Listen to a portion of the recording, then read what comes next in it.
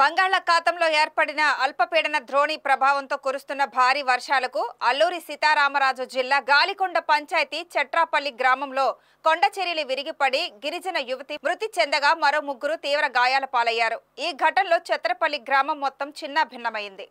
గత 2-3 రోజులుగా కురుస్తున్న భారీ వర్షాలకు అల్లూరి జిల్లా మన్యంలో ఓ గ్రామం అతలకుతలమైంది. గూడెం కొత్త వీధి మండలం గాలికొండ పంచాయతీ చత్రపల్లి గ్రామంలో ఆదివారం అర్ధరాత్రి గిరిజనులంతా గాఢ నిద్రలో ఉండగా కొండ చర్యలు విరిగిపడ్డాయి. ఈ ఘటనలో కొర్ర కుమారి అనే గిరిజన యువతి మృత్యువాత పడగా మరో ముగ్గురు తీవ్ర గాయాల పాలయ్యారు. గ్రామం అంతా చిన్నాభిన్నమైంది. తమ గ్రామాన్ని అధికారులు సందర్శించి సహాయక చర్యలు చేపట్టాలని, గ్రామస్తులను ఆదుకోవాలని గిరిజనులు మొరపెట్టుకుంటున్నారు. జిల్లా కలెక్టర్ ఐటీడీ ఏపీఓ తక్షణమే స్పందించాలని చత్రపల్లి గ్రామస్తులు విజ్ఞప్తి చేస్తున్నారు. అయ్యా, మాది చట్రాపల్లి గ్రామము, గాలికొండ పంచాయతీ, అలాగే అల్లూరి సీతారామరాజు జిల్లా.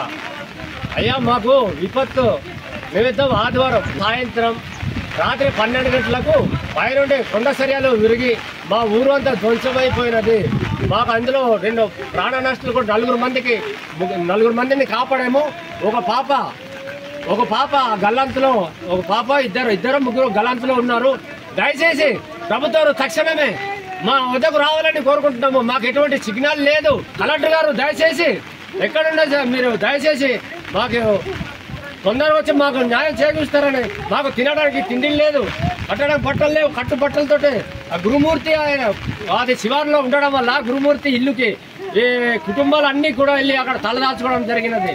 కాబట్టి తక్షణమే మీరు 24 గంటల లోపల మాకు వచ్చి మా గ్రామాన్ని సందర్శించాలనేసి మేము కోరుకుంటున్నాం సార్.